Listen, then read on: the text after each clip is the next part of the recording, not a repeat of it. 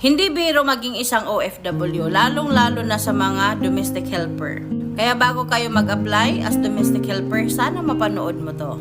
Alam naman nating lahat na mas madaling pasukin na trabaho ang isang katulong, pero pinakamahirap na trabaho ang isang katulong. And for sure, katulong din ang pinakamababa na sahod dito sa ibang bansa. Kaya sana mapanood mo to bago ka mag-apply. Napaka-importante na nauunawaan, naiintindihan at tanggap mo kung ano yung in-applyan mo.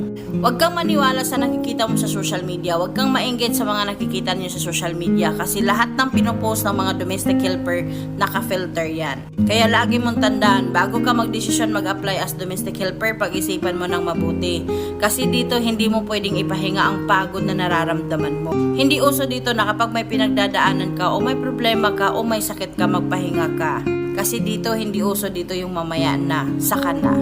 Ang uso dito, sura-sura o laging nagmamadali. Kaya napaka-importante na bago ka magdesisyon mag-apply as domestic helper, kailangan ihanda mo yung sarili mo. Kailangan may disiplina ka sa sarili mo. Kailangan tanggap mo at handa kang magsakripisyo. Handa kang magutom, handa kang kumain sa tira-tira ng mga amo mo. Kasi hindi lahat dito swerte. Hindi lahat ng pagkakataon okay ka.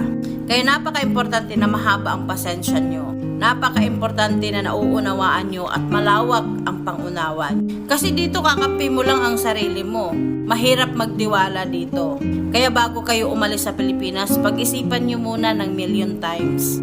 Kasi kapag naging OFW ka na, marami ang posibleng mangyari na hindi mo magugustuhan. May maririnig ka na mga salita na never mo pang narinig sa buong buhay mo, na yun ay magiging dahilan para ma-depress o ma-stress ka o may mga pangyayari na hindi mo talaga inaasahan. Kaya dapat lagi kang handa sa kahit anumang problemang dumating. Sabi nga nila, ang pag-abroad ay parang panganganak din. Yung isang paa mo, nasa hukay na. Kaya napaka-importante na bago kayo magdesisyon, lagi ninyong tandaan, handa niyong tanggapin kahit anumang mangyari.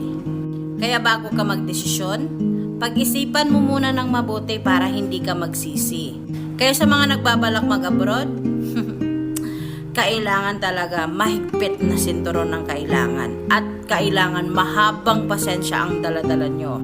Hindi sa dinidiscourage ko kayo, pero gusto ko lang kayong ihanda sa pwede nyong madatnan dito sa ibang bansa. Napaka-importante na kapag nagdesisyon kayo ay positibo kayo lagi at nakafocus kayo. Huwag kayong mag-apply kapag may negatibo pa sa utak ninyo. Kasi yung negatibo na yan na nasa utak ninyo, pwedeng posibleng yan ang mangyari sa inyo. Kaya bago mag-apply, kailangan positibo, may tiwala sa sarili at disiplina at tanggap at malawak ang pangunawa. Amping!